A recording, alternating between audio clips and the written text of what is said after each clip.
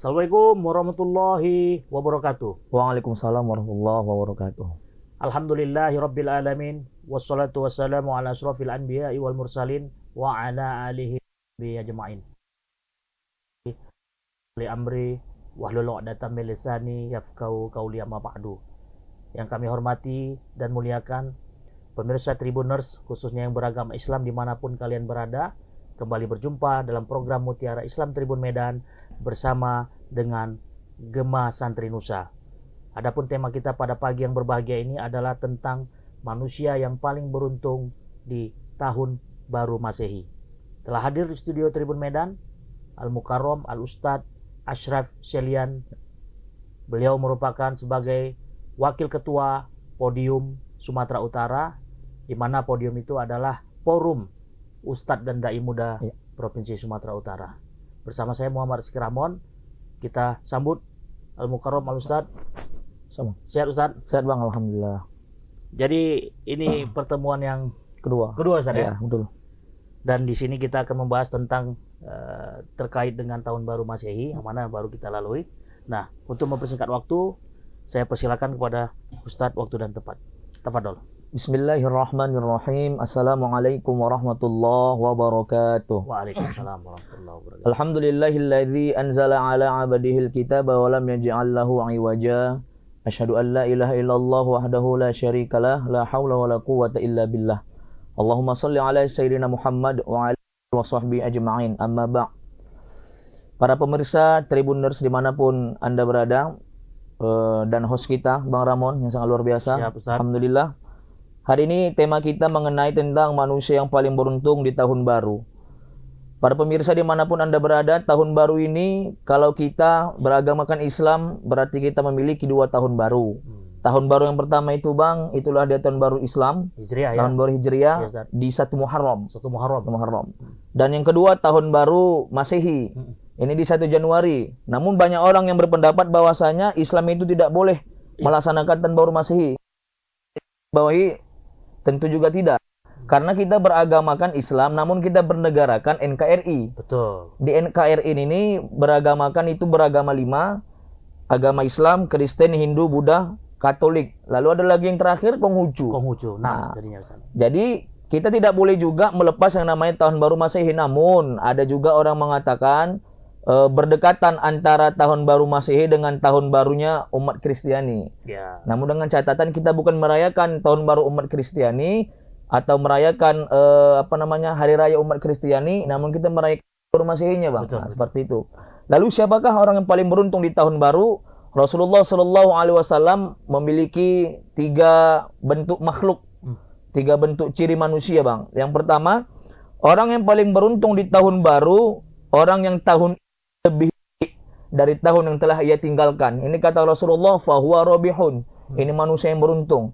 Jadi di tahun 2023 ini, Bang, dia lebih baik di tahun daripada tahun 2022. Nah, itu dia. Yang pertama. Lalu yang kedua, tahun kemarin dengan tahun ini yang sedang ia jalani sama saja, Bang. Nggak ada peningkatan. Juga tidak ada penurunan. Imbang seri draw. Pas deh. Impas. Jadi ini kata Rasulullah, fahuwa maghbunun, ini manusia yang merugi. Oke. Kenapa merugi? Umur bertambah, amal tidak bertambah. Begitu-gitu saja. Namun yang paling parah kata Rasulullah, manusia yang paling parah sekali tahun kemarin, tahun lalu, lebih baik pula dia di tahun itu daripada tahun yang telah dijalaninya. Ini kata Rasulullah, fahuwa mal'unun, ini manusia dilaknat oleh Allah Subhanahu wa taala. Artinya dia melemah. Semakin hari semakin tahun berganti semakin melemah. Baik dalam hal apapun. Hal apapun, power tidak ada. Apalagi badannya, Ustaz. Apalagi badan ya, betul. Nah, jadi Ustadz terkait dengan yang di awal tadi Ustadz bahas tentang boleh dibilang merayakan atau apa ini Ustadz, memperingati terkait dengan sama saja tuh, Bang. Sama saja ya. Nah, kita kan memang ada tahun Hijriah dan juga tahun Masehi. Banyak kalangan pendapat, terutama di masyarakat, ini nggak boleh dirayakan, apalagi ini kan termasuk kebiasaan yang namanya di luar Islam nih Ustadz. Apakah kita bisa dikategorikan sama dengan memperingati perayaan yang memang di luar Islam seperti itu, Ustadz? Nah, yang pertama tadi saya katakan, kalau kita merayakan, mohon maaf, kalau kita merayakan Natal, Bang, ini di 25 Desember, ini haram. Kalau saya cenderung pendapatnya haram. Kenapa? Walaupun ada pendapat yang mengatakan boleh mengucapkan dan merayakan selamat Natal. Contoh pendapat Habib Ja'far, yang Habib muda. Dia mengikuti pendapat Syekh Ali Jumaah. Nah, lalu saya mengikuti pendapat yang disampaikan oleh Buya Yahya, mengatakan haram mengucapkan dan merayakan selamat Natal. Inilah yang dikategorikan man tasyabbaha biqaumin fahuwa minhum. Barang siapa yang mengikuti suatu kaum, maka dia termasuk golongan mereka. Namun kalau di tahun barunya, saya rasa pribadi saya mengatakan tidak. Karena memang Masehi ini udah ada di luar sebelum Hijriah. Ya benar Bang. Betul. Oke. Nah, sebenarnya apa yang diinginkan Ustadz daripada pergantian tahun baru Masehi ini? Dan memang kita kan juga ada tahun baru Islam, Hijriah. Memang kira-kira Ustadz ingin berpesan seperti apa itu, Ustadz? Saya ingin berpesan kepada kita semua, kalaulah misalkan kita di tahun yang lalu kita belum baik, ya buatlah diri kita lebih baik lagi. Lalu Ustadz, kami sudah baik Ustadz, buat lebih baik lagi. Karena sejatinya manusia itu setiap ada pergerakan, pasti ada perubahan, Bang. Betul. Nah, itu dia. Maka Rasulullah katakan, khairun nas anfa'uhum linnas. Sebaik-baik manusia itu bermanfaat untuk orang lain. Artinya dia ada perubahan. Ya, perubahan, betul. Oke, nah ini yang mau saya tanya gini Ustadz, terkait dengan tahun baruan ini kan. Ya. Jadi sebenarnya kan kalau tahun baru Masehi ini prinsipnya kan kita kalau bisa lebih baik gitu. Lebih baik. Nah, terkadang kita kan sebagai manusia biasa nih kan Ustadz, kadang kan ada kadar maksimum dan minimum itu. Kadang kita semangat, kadang nanti kendor. Nah, itu Ustadz berpendapat seperti apa? Terutama dalam hal beribadah kan. Kadang naik turun gitu kadar semangat beribadah itu. Gimana menyikapinya? Kalau saya menyikapinya itu hal yang wajar, Bang. Karena sejatinya manusia ini biasa itu. Kadang dalam beribadah ataupun dalam hal apapun, kadang yazid menambah. Kadang yangkus menurun. Nah, jadi setiap hari dia memiliki problem masalah yang berganti. Tinggal saja bagaimana cara kita menyikapinya, Bang. Ya, karena kan ini nggak matching jadinya Ustaz, dengan yang diarahkan Nabi kita kan. Iya, betul. Kalau bisa kita lebih baik nih. Itu. Nah, kira-kira ada trik atau cara jitu nih Ustaz, biar kita tetap konsisten melakukan perubahan dari tahun ke tahun. Saya rasa yang paling penting istiqomah. Istiqomah ya. Istiqomah. Istiqomah ini hal yang sangat penting dalam kehidupan kita. Artinya istiqomah ini menetapkan suatu pada diri kita dengan ketetapan yang sesungguhnya. Nah, seperti itu, Bang. Tidak menjadi beban bagi hidup kita. Kalaupun memang kita tidak lebih baik atau belum saat ini lebih baik kan, insya Allah masih ada di hari esok. Betul. Seperti semboyan Medan, Bang, ya kan? Hari ini kita lebih baik dari hari sebelumnya, dan hari esok kita jauh lebih cerah daripada hari lalu. Dikutip dari hadis juga aja. Ya, hadis, betul. Oke. Nah, Ustaz, terkait dengan hadis ya, statement Nabi lah, di poin yang ketiga tadi, ketika memang kita tidak lebih baik dari tahun-tahun sebelumnya, itu kan kita akan dilaknat. Nah, maksud laknat itu seperti apa tuh, Ustaz? Laknat di sini maksudnya tidak diridhoi Allah, Bang. Nah, itu dia. Karena ya tidak ada perubahan. Sama kayak manusia tadi, kalau tidak bermanfaat untuk apa? Bahasa orang Melayunya, Bang, manyoma. Manyoma. Nggak ada berguna. Nggak ada berguna, itu dia. Nggak ada gunanya hidup di dunia ini, kan gitu. Betul. Nah, kalau Ustadz melihat ini udah masuk di 2023, ya. Kita masuk kepada tahun-tahun yang memang agak hot lah ini istilahnya kan. Nah, Ustadz bisa jelaskan nggak ketika memang kita harus lebih baik dari tahun-tahun sebelumnya, terutama khususnya bagi para elit-elit politik lah ini, Ustadz. Apa yang mau ingatkan dan pesankan terkait dengan perubahan tahun ini? Apakah mereka bisa dikategorikan nanti sebagai orang yang beruntung atau bisa memang bermanfaat bagi orang lain? Kedepannya gimana, Ustaz? Saya rasa kita semua pasti, terutama untuk elit politik ya, mungkin bisa lebih baik ke depan. Dengan catatan satu saja, kalau kita ingin maju ke depan, silakan cantikkan perahu kita, Bang. Jangan jelekkan perahu orang. Cantikkan perahu kita, jangan bocori perahu orang.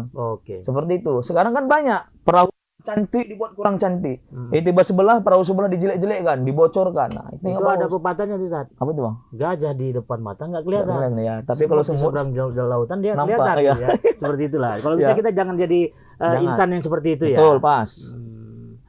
Nah, kalau misalnya nih Ustaz,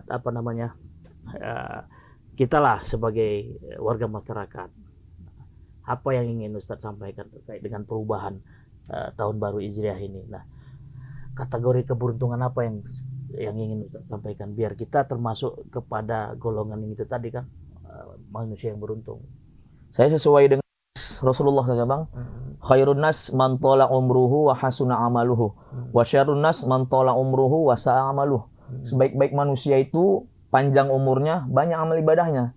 Akan tetapi buruk manusia juga panjang umur, jelek amal ibadahnya.